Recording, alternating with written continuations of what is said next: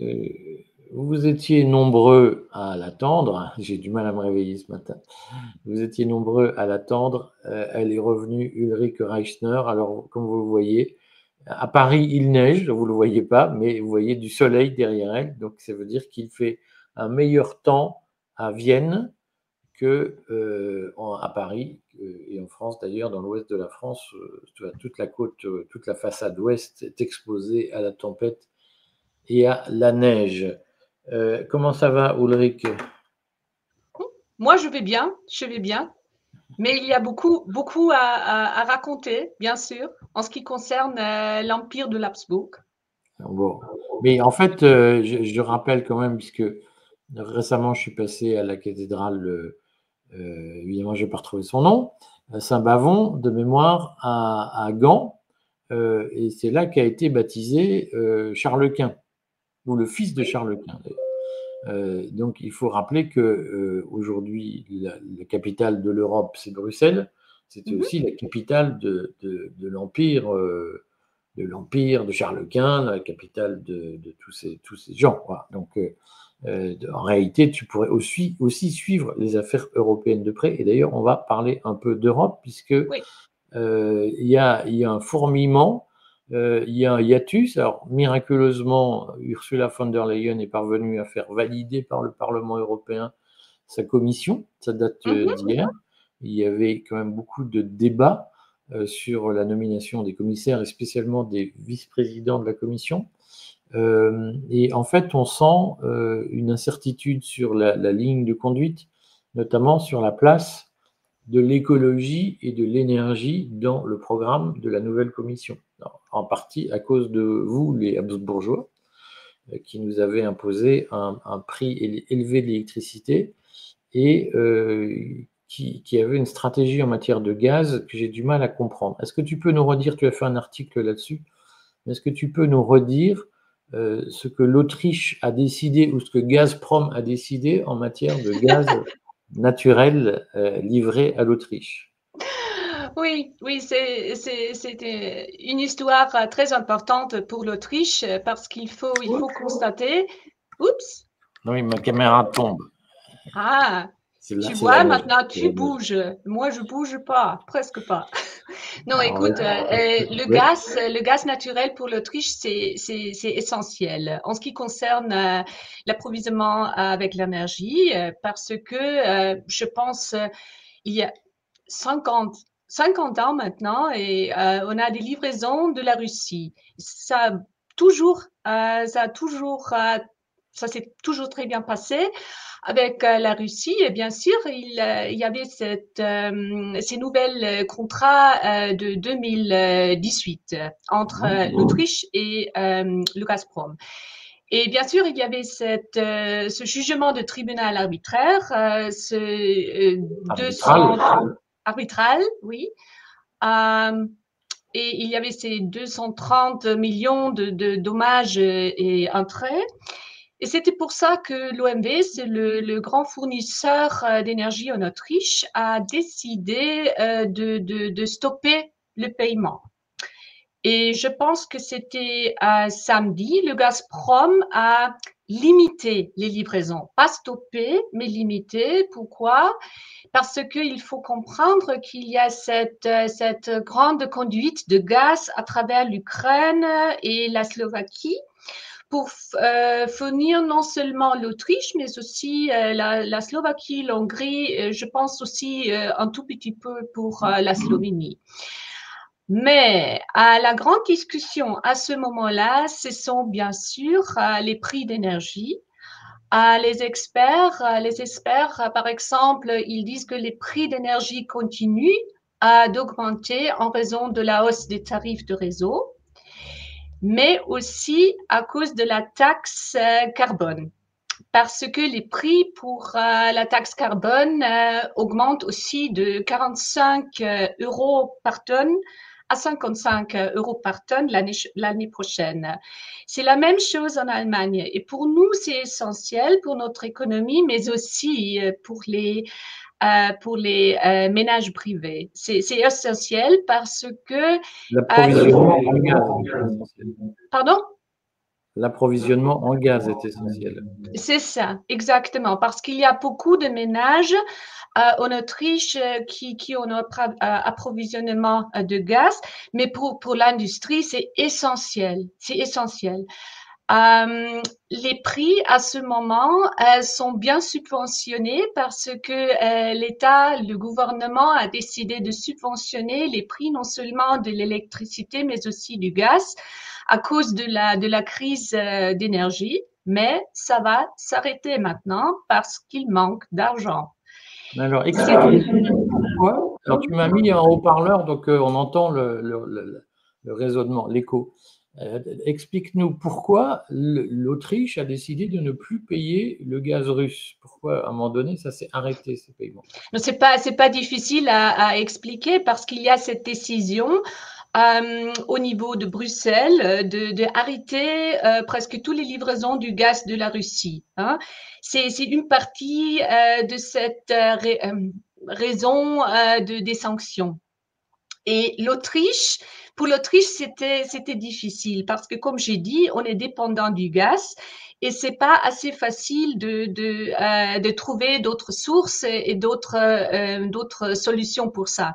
Il y a des solutions, bien sûr, hein, parce que il y a par exemple cette conduite du nord de la Norvège, de la Norvège. Mais ça coûte cher, bien sûr, parce que c'est tout à fait une nouvelle solution. Et le gouvernement en Autriche était bien sous pression en ce qui concerne Bruxelles, parce que ils ont décidé de aussi quitter les livraisons du gaz de la Russie. Et c'était pour ça que ce jugement du tribunal arbitral était bienvenu à Il Vienne. date de quand, ce jugement? Le jugement, c'est du quand? Je pense le 13 novembre. De cette année. Oui, oui, oui. Ouais. Non, mais si tu nous le dis pas, on le devine pas. Ah, oh, excuse. Non, c'est bien, c'était la semaine dernière. C'était la semaine dernière. Et on avait ce jugement et après ça, tout le monde a dit comme ça, ah c'est pas grave parce que maintenant on a la possibilité de quitter les contrats. Parce que tu sais, on avait des contrats à long terme, c'est-à-dire jusqu'à 2040. Et tu sais, si tu quittes les contrats de long terme, ça coûte beaucoup d'argent. Mais moi, je pense qu'il y aura dans l'avenir des problèmes toujours avec ces contrats. Mais à ce moment-là, on pense que c'est une très bonne solution. Mais la question est toujours comment expliquer ça aux entrepreneurs et bien sûr aussi aux gens qui doivent chauffer les ménages. C'est ça. Mais attends, explique-moi, parce que il faut que tu coupes l'écho, parce qu'on m'entend chez toi. Est-ce que tu peux expliquer aux Français qui découvrent qui avait saisi le tribunal arbitral et quel était le problème qui se posait? Non, le problème, c'était qu'il y avait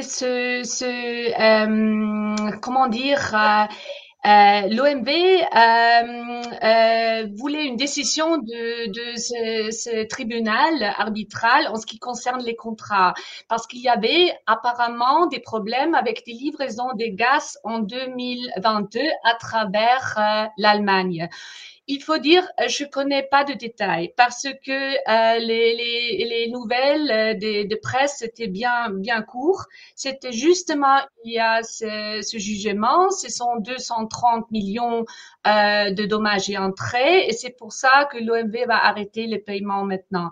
Mais c'était clair que c'était quelque chose. Comment dire, c'était un political move, c'est-à-dire c'était bien influencé par la politique à Bruxelles, par la politique des sanctions, etc. Hein? Mais pour l'Autriche, c'est un grand dommage. C'est un dommage pour la population et c'est un dommage pour l'industrie. Parce qu'aussi, l'industrie en Autriche est dépendante du gaz. Alors, tu as sans doute vu que l'Autriche a trouvé une solution pour compenser l'arrêt de la livraison de gaz. puisque maintenant, l'Autriche va importer du gaz naturel liquéfié, essentiellement américain, par l'intermédiaire d'un terminal qui se trouve sur l'île de Röttgen en Allemagne.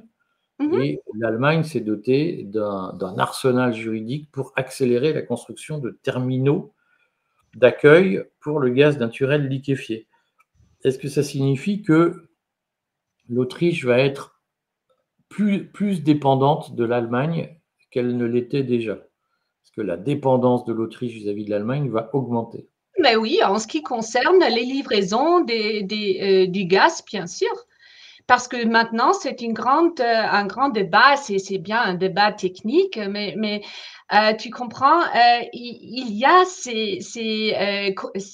cette conduite, bien sûr, mais c'est aussi une question comment va ça se passer. C'est aussi une question de la taxe pour le financement du stockage du gaz naturel en Allemagne, parce que des pays comme l'Autriche, la République tchèque, l'Hongrie et aussi la Slovaquie, il y avait des plaintes parce que ces pays-là, ils ont dit bon, c'est contraire au droit de l'UE, ces taxes pour le financement du stockage. C'est-à-dire, bien sûr, on est dépendant maintenant de l'Allemagne. Est-ce que puisque moi, ce que je comprends, c'est que donc l'Allemagne se sent évidemment très menacée par Trump et par le protectionnisme, par les barrières douanières, par les tarifs, comme on dit, que Trump va imposer aux produits allemands.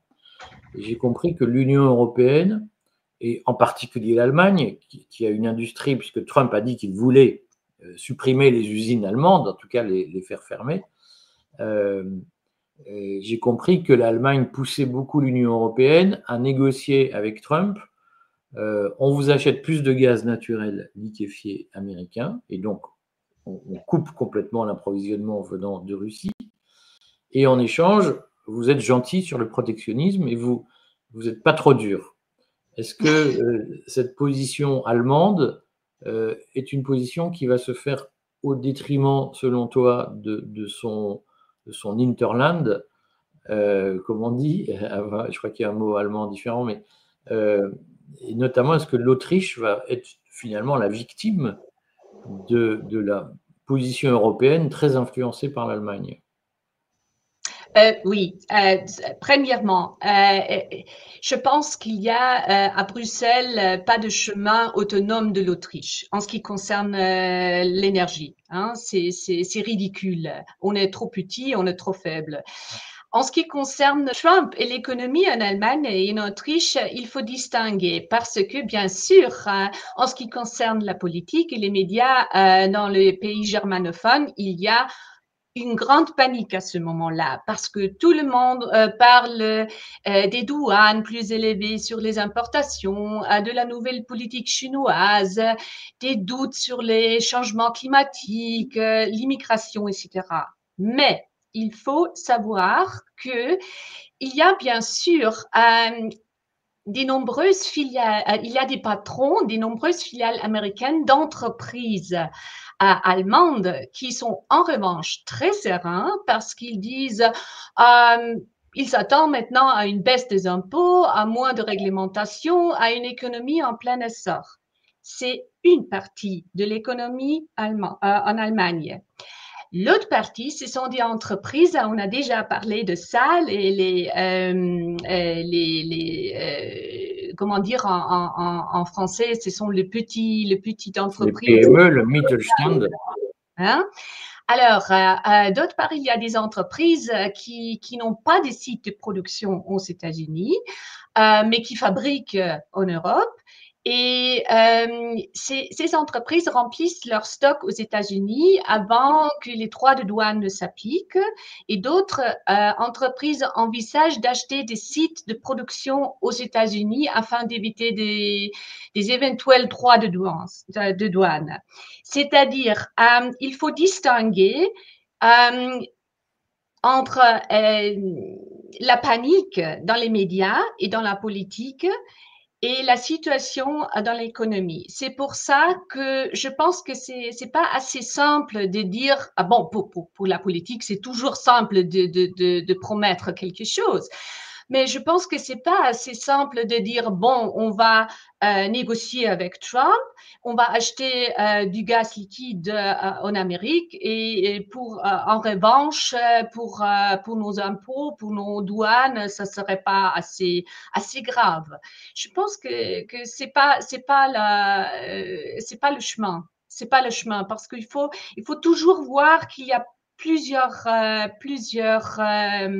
parties et plusieurs intérêts. C'est pas assez simple. Moi, je doute que les prix d'énergie vont s'augmenter, non seulement en Allemagne, parce que les prix de l'électricité en Allemagne sont les prix les plus hauts en Europe à ce moment-là, mais il va aussi augmenter pour le gaz en Autriche. Ce qui veut dire qu'en fait, la politique anti-russe et la politique de soumission aux États-Unis va se traduire par une augmentation des prix de l'énergie, Oui. électricité et gaz, pour tous les Européens. Oui, bien sûr, parce que si tu dessines une image très simple, il s'agit toujours de l'énergie. L'énergie, c'est la base de notre vie, n'est-ce pas? Et c'est-à-dire, si l'énergie coûte trop cher, il faut trouver d'autres solutions. Hein? Et c'est pour ça, je pense qu'il y aura un changement en ce qui concerne la politique d'économie en Europe. Les programmes, c'est une part, c'est une partie, mais la réalité, c'est une autre partie. Alors, on voit qu'on peut peut-être dire quelques mots à cette occasion de la situation en Allemagne, puisque, on le sait, donc Olaf Scholz a viré son ancien ministre de l'économie, d'ailleurs, des finances, je ne sais plus, c'était M. Lindner, qui était libéral, on en a parlé la semaine dernière. Et aujourd'hui, il est très contesté. Certains lui disent « Ne te représente pas à un deuxième mandat, laisse faire Boris Pistorius ». Est-ce qu'il y a des réactions du même ordre en Autriche, puisque vous avez eu des élections législatives, tu en avais parlé au mois de septembre, qui ont consacré une poussée de l'extrême droite. Est-ce que la réaction en Autriche vis-à-vis à la fois de la crise économique, tu nous en as parlé, la situation est difficile, tu nous en parles dans le journal d'Habsbourg, les auditeurs peuvent retrouver dans les colonnes du Courrier des stratèges, on voit que la situation est compliquée, la croissance est en panne, il y a une inflation sur les prix de l'énergie qui s'annonce. Est-ce qu'il y a une réaction en Autriche politique du même ordre que ce qui existe en Allemagne? À ce moment, aujourd'hui, je pense que c'est plus une question des élections dans le land de Steiermark. Je connais pas le mot en français. On a le dimanche une Dans la élection. Styrie. La Styrie. La Styrie, exactement. Alors, il y a des élections dans le land de Styrie. Et ça va avoir un résultat que ça sera le FPE, l'extrême droite en France. Exactement, qui va gagner.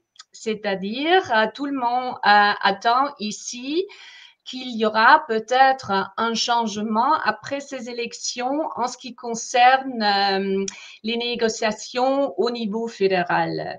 Mais moi, je ne peux pas dire à ce moment-là. Avec l'économie et l'Allemagne, c'est autre chose. Bien sûr, les entreprises en Autriche sont bien dépendantes. Il y a bien sûr, je te donne un exemple. Hein. Je pense que c'était hier ou avant-hier, un sous-traitant automobile a inscrit au chômage 900 employés de son entreprise parce que l'entreprise ne peut plus payer les salariés fixés par la convention collective. Et en Autriche, c'était un grand choc, hein, parce que 900 employés, c'est beaucoup pour nous. Hein. Mais ça montre qu'il y a un problème non seulement en Allemagne, mais aussi en Autriche, parce qu'avec l'inflation, on a toujours augmenté les salaires. Hein, et c'était pour ça que maintenant, les entreprises ont des problèmes. Et il y a aussi chaque jour des insolvabilités, des faillites. Il y a des fermetures d'entreprises. Alors, c'est en Autriche, en Allemagne, presque chaque jour. Ce sont 200 employés ici, 300 employés là. Alors, ça, c'est une grande pression sur la politique. Hein? Et à ce moment-là, on ne peut pas exactement dire comment ça se va passer parce que tout le monde dit en Allemagne et en Autriche qu'il faut un changement de direction, mais personne ne sait comment, quoi, et il n'y a pas de détails sur ça, il n'y a pas de programme, pas d'idée, pas de direction. Hein. Tout le monde dit il faut pas continuer comme avant, mais le problème c'est par exemple Scholz dit il faut pas continuer comme avant, mais c'était le gouvernement Scholz qui a fait tout ça. En Autriche, c'est tout à fait la même chose. Le chancelier Nehammer dit il faut pas continuer comme avant en ce qui concerne les cadres pour l'économie, mais excuse-moi, les conservateurs en Autriche, ils sont dans les gouvernements depuis je ne sais pas quand. Hein. C'est-à-dire, c'est une grande confusion et moi, je pense que c'est plutôt une question de l'UE et de Bruxelles parce que la seule chance, à mon avis, pour l'Allemagne de survivre cette crise économique, c'est un changement au niveau de l'UE, de l'économie économique, de l'économie climatique, de l'économie d'énergie. C'est la seule chose, parce que sinon, on aura des problèmes. Bon, on a les mêmes sujets en France, enfin, avec retard par rapport à l'Allemagne, puisque les plans sociaux, comme on dit, les vagues de licenciements, de faillites, de fermetures sont arrivées plus tard, mais elles ne touchent pas que l'industrie européenne, puisque en France, Ford, qui est une entreprise américaine, ferme une usine, annonce une fermeture d'usine. Donc, on voit que la crise de l'industrie automobile, elle est mondiale aussi, notamment compte tenu des normes environnementales. Bon, merci beaucoup Ulrich de toutes ces précisions. Et puis on suit cette affaire et en plus on va sans doute avoir la joie de pouvoir suivre les élections locales en Autriche et les élections nationales en Allemagne. Et le lien entre l'arrivée de Trump, la nouvelle Commission européenne, la politique énergétique. Bien sûr, c'est sans doute, c'est un point très essentiel. Bon, à bientôt, Ulrich. À bientôt. Merci.